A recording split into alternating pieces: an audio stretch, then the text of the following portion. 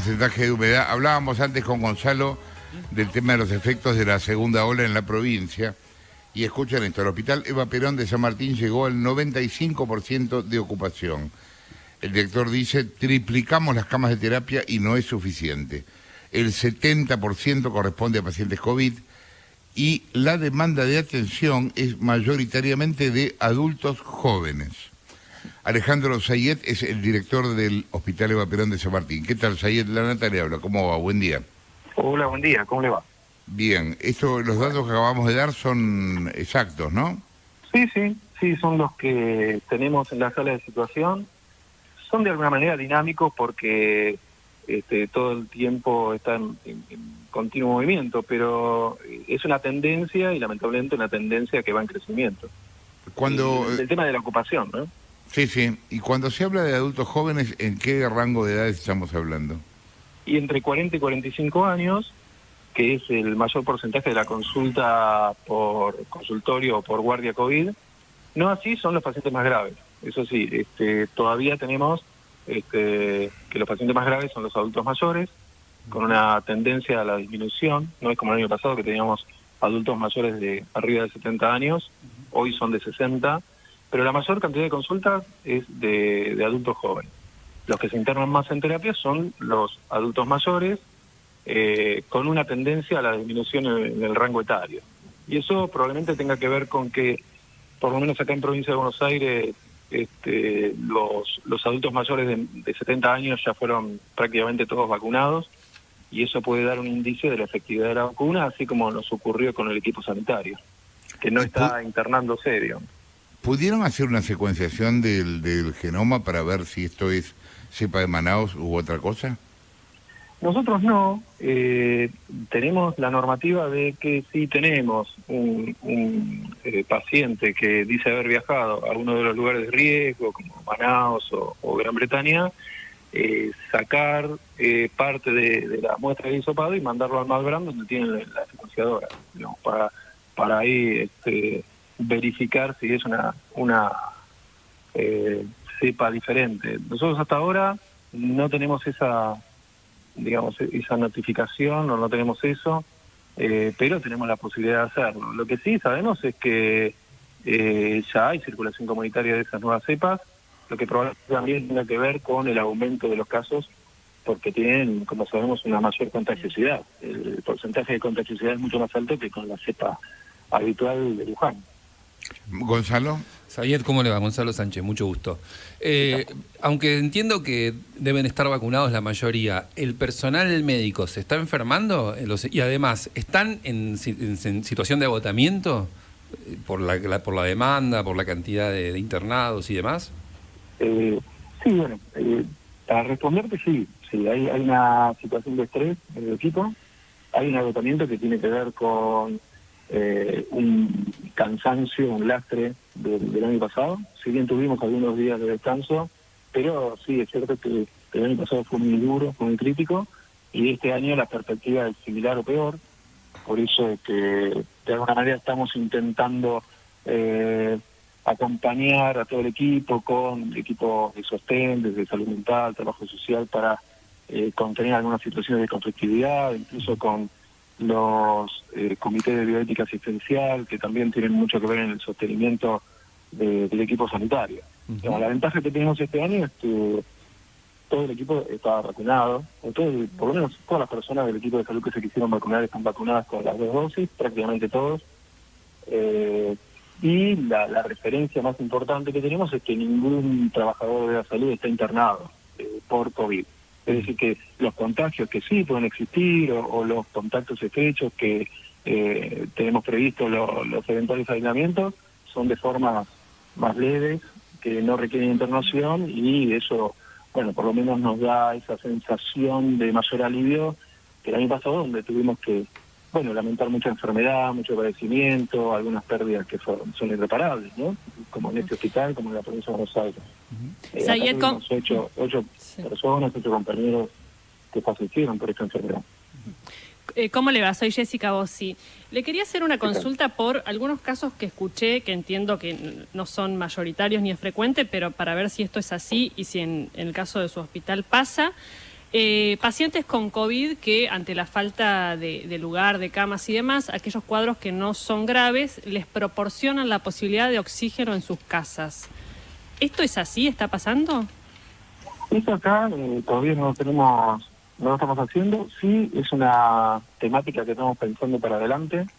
Nosotros por ahora estamos poniendo todo el esfuerzo en aumentar la capacidad operativa de camas.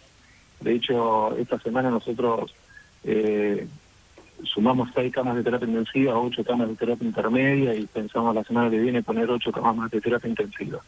Que eso da cierta respuesta paliativa, porque no es una respuesta que pueda ser totalmente efectiva si el número de casos sigue creciendo como hasta ahora. Digamos, por eso no hay medida hospitalaria o sanitaria que pueda abarcar esta situación de gran crecimiento exponencial de la curva de contagios, y por eso es necesario que haya medidas efectivas desde el gobierno, que tengan que ver con restricción, con aislamiento social, que es lo que en todo el mundo mostró la mayor efectividad junto con la vacuna para detener la curva de contagios. Por más que nosotros aumentemos camas, que es lo que estamos haciendo continuamente, por más que estiremos los equipos de salud, que contratemos más gente, que es lo que estamos haciendo todo el tiempo, no va a alcanzar si nosotros no somos muy efectivos en las medidas, en la concientización individual y colectiva, porque la curva de contagio sigue creciendo. Realmente desde hace 15 o 20 días fue un golpazo para todos nosotros, porque la curva creció exponencialmente, dramáticamente, y estamos en un escenario epidemiológico peor que el escenario pesimista que veníamos valorando desde febrero. Porque estamos en una situación muy, muy crítica, la verdad que muy, muy compleja. Por eso creo que la conciencia, la concientización del cuidado, de las normas, del barbijo, del distanciamiento de verdad, de las normas de todas las normas de cuidado que ya conocemos, que cada uno tenga esa conciencia, porque cualquiera se puede enfermar, cualquier familiar nuestro, cualquiera puede estar internado y se puede morir. Lamentablemente, lo digo porque esto nos pasa todos los días acá en el hospital, y donde uno siente cierta contradicción con algunas cuestiones que tienen que ver con la movilidad ciudadana, porque sabemos que esa movilidad es la misma movilidad que tiene el virus. No hay forma de contrarrestar esto si hay movilidad en el transporte, movilidad en las escuelas, como se está hablando en estos últimos días, movilidad en todos los ámbitos, donde sabemos que ahí hay mayor cantidad de contagios y donde los hospitales lamentablemente no vamos a poder dar más respuesta por todo esto que yo les vengo diciendo. Tomando en cuenta este aumento de camas que ustedes están haciendo, de 8 una semana, 8 la otra, ¿cuentan con el personal técnico suficiente para atender esas nuevas camas? Más o menos, la verdad que más o menos. Algunos se van incorporando a los equipos, algunos estiran sus horas de los que tenemos contratados, y lo que hacemos es utilizar protocolos de emergencia donde la optimización en el recurso ya no está sugerida. Lo que se sugiere es el tratar a los pacientes de la mejor forma posible. Digamos que nosotros, si tenemos previsto que haya un intensivista cada 8 pacientes, ahora si no tenemos intensivista va a haber un intensivista cada 12 pacientes. Y vamos a estirar la tarea a otras especialidades no intensivistas para que hagan el soporte de esas camas junto con los terapistas para que puedan atenderlas. Si un kinesiólogo podía atender a 4 pacientes, un kinesiólogo va a atender a 6. Y así es como vamos estirando y donde vamos llevando a la posibilidad de atención a la mejor posible. Sabemos que quizás no es la óptima, pero con una mirada de la optimización de los recursos es la que estamos utilizando. Digamos, si nosotros no vamos a los escenarios posibles, si no tratamos lo mejor posible, la mayor cantidad de pacientes se va a quedar afuera del sistema. Y bueno, por eso más o menos. Algunos se van incorporando, o los equipos también se van estirando, y la capacidad operativa de camas también la vamos estirando al máximo posible. Desde temprano estamos trabajando. De hecho, hoy es un día también tremendo, como todos estos días pasados, donde tenemos las guardias saturadas, donde estamos dando egresos anticipados para que continúen sus tratamientos ambulatorios, para tratar de que esas camas con las bocas de oxígeno estén optimizadas al máximo. Marina. Sayed, Marina Calabro lo saluda, ¿cómo le va? Es impactante la cuestión cuantitativa que usted apunta y le quería preguntar por lo cualitativo. ¿Qué diferencia se encuentra en los pacientes de esta ola respecto de la primera en términos de gravedad de casos, de duración de internaciones, de edades, de recontagios? ¿Con qué se encuentra? Estamos, como les decía, con el rango etario bajando. O sea, Sí. que se internan y están más graves pacientes más jóvenes. Eso desde ya. También todo el año pasado nos sirvió para aprender bastante de esta enfermedad y para tener algunos recursos diferentes a los que no teníamos el año pasado. Uno es el plasma de convaleciente, el plasma con suero equino y la dexametasona. Eso a nosotros nos ayuda a, por lo menos, reducir la estadía. El año pasado nosotros teníamos estadías muy largas, de 21 o 30 días por paciente, y ahora estamos bajando a 14 días. Eso es una ventaja enorme porque nos baja casi un tercio de la posibilidad de internación o nuevas internaciones a lo que teníamos el año pasado. La gravedad sigue siendo inusitada. La verdad que la gravedad es enorme, pero también tiene que ver con las comorbilidades y la edad. Nosotros, digamos que si un paciente, no es lo mismo un paciente adulto joven que un paciente adulto mayor, donde las posibilidades son totalmente distintas. Un adulto de 60 o 70, más de 70 años, tiene más de un 60% de mortalidad si entra a un respirador. Y un paciente adulto joven no, tiene un 30%. Entonces ahí cambia todo. Y junto con estas medidas, con otras también que tienen que ver con la posibilidad de cánulas de alto flujo de oxígeno, que se manejan a veces con respiradores y a veces directamente con las bocas de oxígeno de pared, estamos también bajando la incidencia de la entrada a asistencia respiratoria mecánica de los pacientes. Por eso hay herramientas ahora que generan una posibilidad diferente y la verdad que el manejo es diferente, junto también con, como les decía, con todo el equipo de salud dispuesto, porque están todos vacunados, Claro. los que estaban de licencia pudieron volver y la verdad que teniendo ese soporte es un poco diferente. Si bien la ola de contagios, la verdad que es enorme. Nosotros estamos, para que se den una idea, a más del 50% del crecimiento en el peor momento del año pasado. Nosotros en la provincia de Buenos Aires, en agosto del año pasado, teníamos 5.000 casos y ahora tenemos 10.000 casos. Es una cosa de un aumento exorbitante de los contagios. Las internaciones crecen en función a los pacientes que se contagian y por la positividad de los test, que es cada vez mayor, y eso nos hace ver que nosotros en 15 o 20 días vamos a tener mucha más necesidad de camas y mucha más necesidad de bocas de oxígeno. Por eso es que, como les decía antes, la verdad que la situación es dramática y no hay otra posibilidad, y lo repito, que si no hay medidas sociales de restricción de la movilidad de la gente, esto va a seguir creciendo y lamentablemente vamos a estar como en otros países que no hicieron restricciones. Sayed, llegaron a, perdón que lo interrumpa, pero justo me dio el pie, ¿llegaron a tener que tomar la decisión de utilizar respiradores en un caso y en otro no? No, por suerte no. Pero vamos hacia eso, es lamentable. Si nosotros no podemos parar esa circulación, vamos hacia eso. Porque los recursos son finitos. O sea, nosotros tenemos posibilidad de respirar con un respirador hasta 45 pacientes, que es una enormidad. Nosotros ahora, para que se den una idea, tenemos 20 pacientes internados en terapia intensiva, ventilados, y 7 pacientes en la unidad coronaria ventilados. Y tenemos un adulto en la UTI pediátrica ventilado. O sea, tenemos 30 pacientes. La posibilidad, y este crecimiento se vio en los últimos 15 días.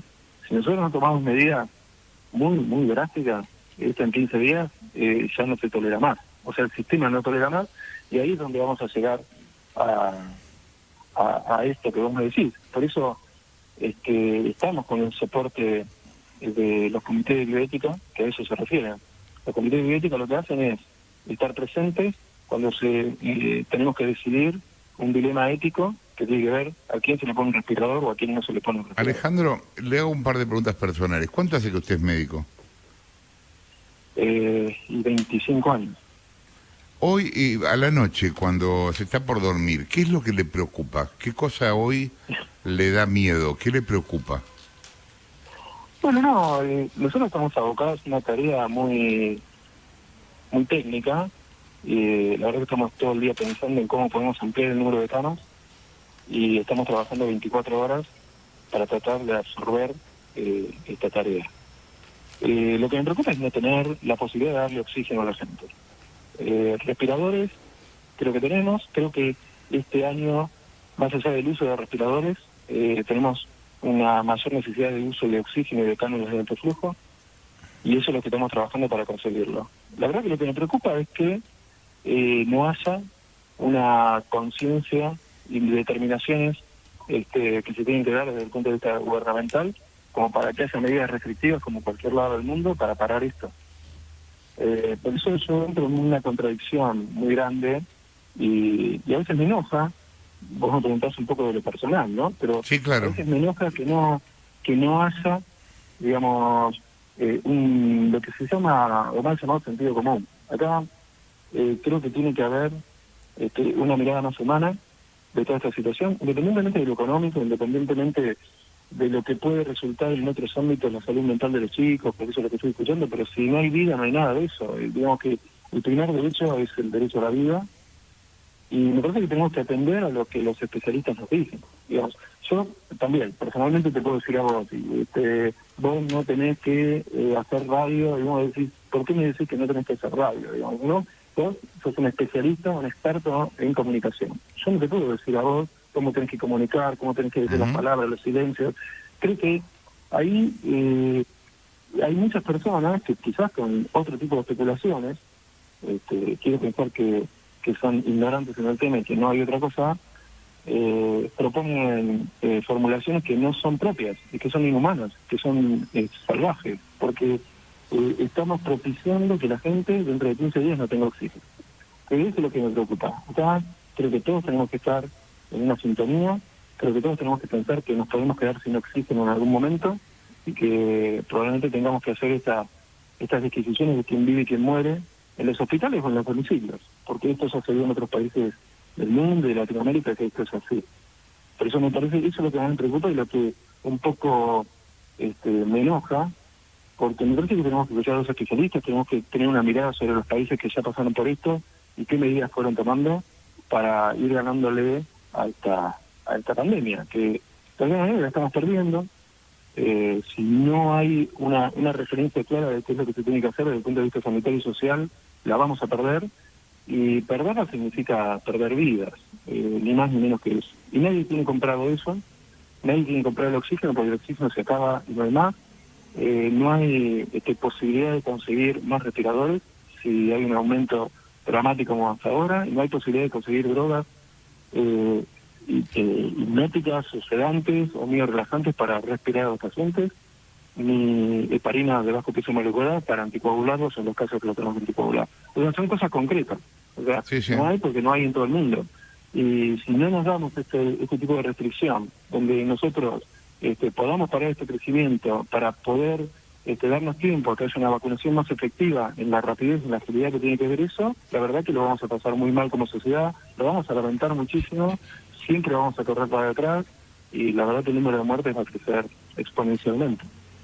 Gracias por la comunicación, Alejandro Zayed, quien hablaba, director del Hospital Eva Perón de San Martín. Son las 11:27.